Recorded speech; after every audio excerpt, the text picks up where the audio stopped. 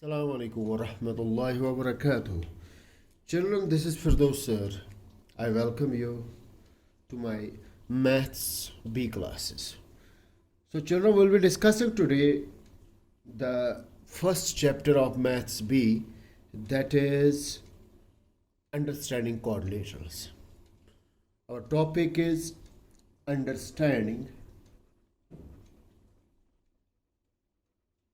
quadrilaterals.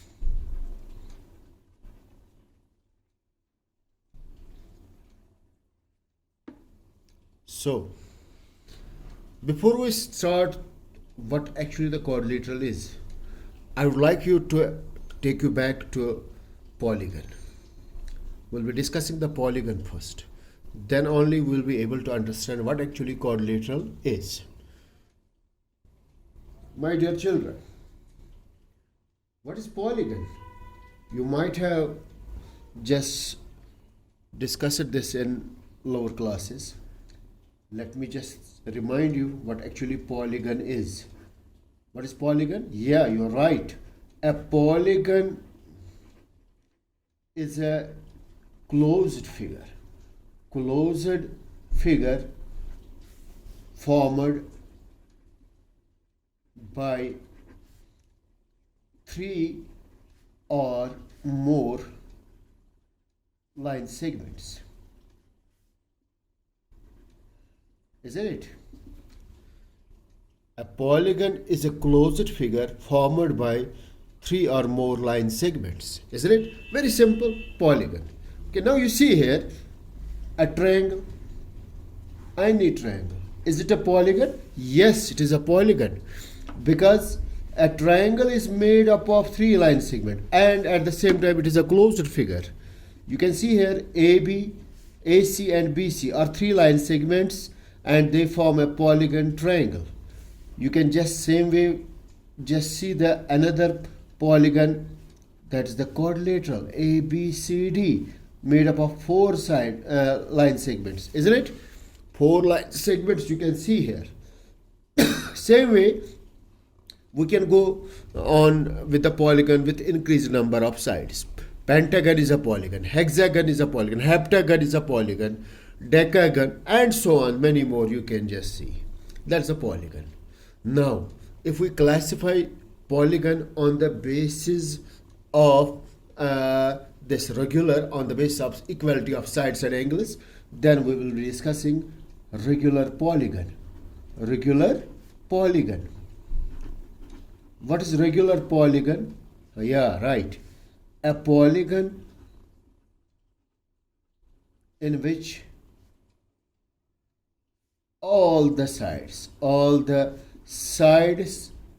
and angles are equal is called regular polygon. Regular polygon, isn't it? Very simple. A polygon in which all the sides and angles are equal is called a regular polygon. Now, which is the regular polygon? Can you give the example? Yeah, we can give the example.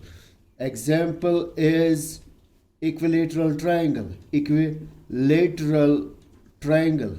Equilateral triangle is a very good example of regular polygon because in equilateral triangle all the sides are equal and all the angles are equal.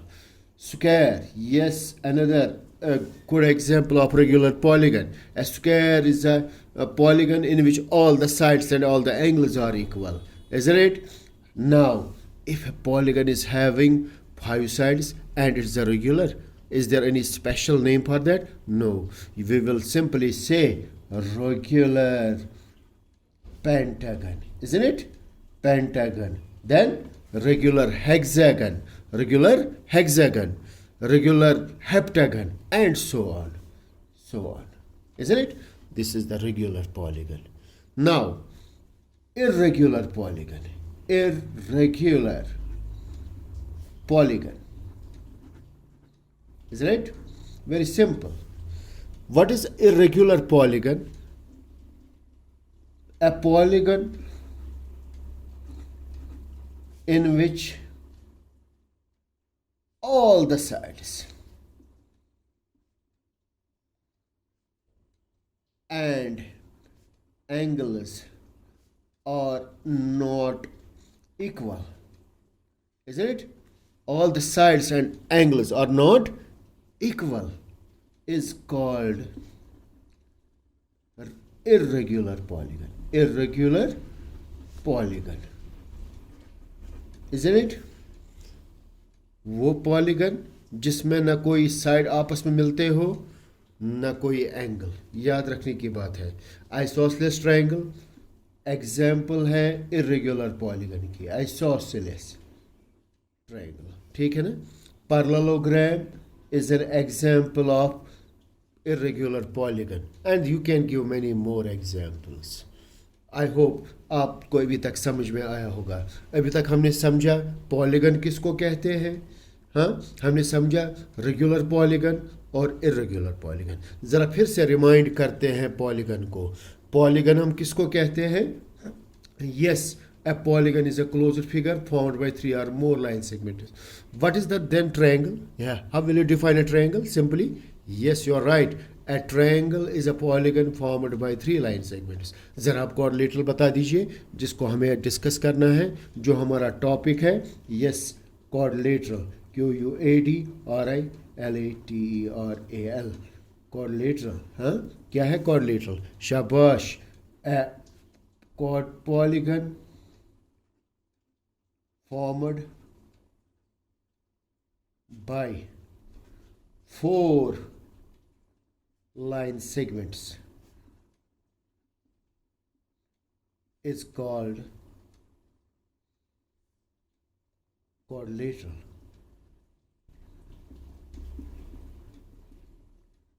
बात आई समझ? वो polygon जो बना होता है 4 line segments का, उसको हम कहते हैं क्वाड्रिलेटरल। अब हम क्वाड्रिलेटरल को आगे बढ़ाएंगे, क्वाड्रिलेटरल की हम बात करेंगे, क्वाड्रिलेटरल को समझने की कोशिश करेंगे, ठीक है। आगे बढ़ते हैं, ओके। तो अब डिस्कस करेंगे यहाँ पर हम क्वाड्रिलेटरल से रिलेटेड सारी चीज़ें जो कुछ हमें इसमें आता है, ठीक है। तो क्वाड्रिलेटरल की बात हो रही थी। पहले हम क्वाड्रिलेटरल को जब यहाँ पर हम बनाएंगे, नाउ अभी हमने डिस्कस किया what actually the quadrilateral is, ठीक है। तो आप देख रहे हैं यहाँ पर फिगर आपके सामने है, ये है ABCD जो है, it is a quadrilateral. Understand कर रहे हैं आप क्या होता है क्वाड्रिलेटरल? एक क्वाड्रिलेटरल क्या होता है, उसमें क्या खास बात होती है, ध्यान दीजिए। अभी हमने इसकी डेफिनेशन पढ़ी, general definition, a polygon formed by 4 line segments is called a quadrilateral. अब याद रखो बेटा, क्वाड्रिलेटरल में क्या होता है, इसमें 4 साइड होते हैं। आप देख रहे हैं 1 2 3 4, शाबाश। एक क्वाड्रिलेटरल में 4 एंगल होते हैं, 1 2 3 4। एक क्वाड्रिलेटरल में 4 वर्टिसेस होती है, vertex A, vertex B, vertex C, vertex D। याद रखा करो बेटा, ठीक है। तो ध्यान रखने की बात यह है, एक क्वाड्रिलेटरल में अगर इस AB साइड है, इसके अपोजिट में DC साइड है। These are called the opposite sides of quadrilateral, यानी कि AB और DC they are the opposite sides, ठीक है। इसी तरह AD और BC है अपोजिट साइड्स। इसके बाद अगर हम आगे बढ़ेंगे इसी तरह, अब अगर AB और DC एडजेसेंट ये अपोजिट साइड्स है, what about AB and AD? AB and AD, AB and AD, ये और ये अगर आप देख रहे हैं, ये दोनों साइड्स जो है they are called the adjacent sides, adjacent sides of quadrilateral. बात आई समझ?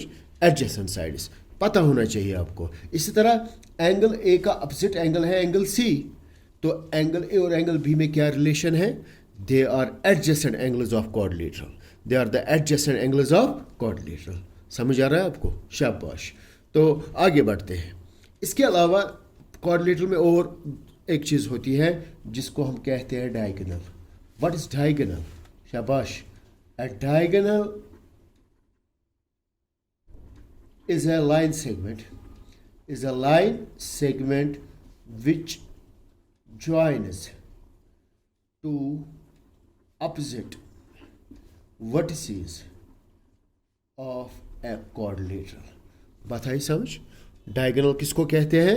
वो लाइन सेगमेंट जो क्वाड्रिलेटरल की अपोजिट वर्टिसेस को ज्वाइन करती है। A C is a diagonal, B D is a diagonal. इससे हमें और एक बात समझ में आई कि क्वाड्रिलेटरल में दो डायगोनल्स होती है। ठीक है, दो डायगोनल्स होती है। बिल्कुल सही समझ रहे हैं आप। और एक चीज़ आपको बता दूं यहाँ पर क्वाड्रिलेटरल के बारे में, नंबर ऑफ डायगोनल्स को लेकर, number of diagonals of a polygon, ये आप याद रखेंगे। ये खाली आपको मददगार साबित नहीं होगा क्वाड्रिलेटरल में, बल्कि आपको समझ में आ जाएगा एक पॉलीगन में नंबर ऑफ डायगोनल्स कैसे पता चलता है। वो होता है, फॉर्मूला याद रखेंगे, n into n minus 3 divided by 2। याद रखेंगे आप। हाँ, अगर आपको बताना है किसी भी क्वाड्रिलेटरल में उसमें नंबर ऑफ डायगोनल्स क्या है, उसमें डायगोनल्स कितनी है, तो सिंपली आप फॉर्मूला लगा दीजिए n इंटू एन माइनस 3। ज़रा देख ले, n क्या है यहाँ पर? Number of sides, where n is a number of sides of a polygon. ज़रा आपसे मैं सवाल पूछता हूँ, ट्रायंगल में कितनी डायगोनल्स होती है? हाँ हाँ हाँ हाँ हाँ, सुनाई दे रहा? ओ या बिल्कुल, कोई डायगोनल नहीं होती है। ज़रा चेक करें, ट्रायंगल में होते हैं number of sides 3, isn't it? तरह नंबर ऑफ डायगोनल्स देखें, नंबर ऑफ डायगोनल्स होता है n into n minus 3, isn't it, divided by 2।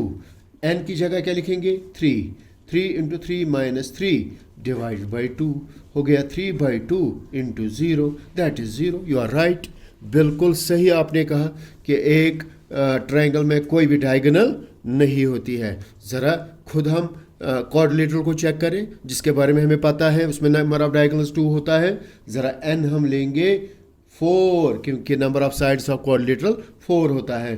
तो नंबर ऑफ डायगोनल्स क्या होगा? नंबर ऑफ डायगोनल्स होगा n into n minus 3 divided by 2। Understand हो रहा है आपको? शाबाश। n क्या है? 4 into 4 minus 3 divide by 2। 2 1s are 2 2 are, so 2 into 4 minus 3 is 1, that is 2। Right, बिल्कुल सही, number of diagonals of quadrilateral होता है। बिल्कुल सही आपने कहा, क्वाड्रिलेटरल की नंबर ऑफ डायगोनल्स 2 होता है। ठीक है, तो यहाँ पर हम डिस्कस कर रहे थे क्वाड्रिलेटरल को, इसके साइड्स, उसके एडजेसेंट साइड्स, अपोजिट साइड्स, उसके एंगल्स और उसके अपोजिट एंगल्स और एडजेसेंट एंगल्स, और नंबर ऑफ डायगोनल्स हमने डिस्कस किया। डायगोनल भी हमने सीखा, आप डायगोनल किसको कहते हैं, और किसी भी पॉलीगन में क्या हो सकता है नंबर ऑफ डायगोनल्स, उसके लिए मैंने आपको फॉर्मूला भी सिखाई। आई होप कि आपने ये समझा होगा। तो नेक्स्ट लेक्चर में हम आगे बढ़ेंगे क्वाड्रिलेटरल को ही लेकर, इसमें हम देखेंगे different types of quadrilaterals. Till then, फी अमानिल्लाह, अस्सलामु अलैकुम व रहमतुल्लाहि व बरकातुहू।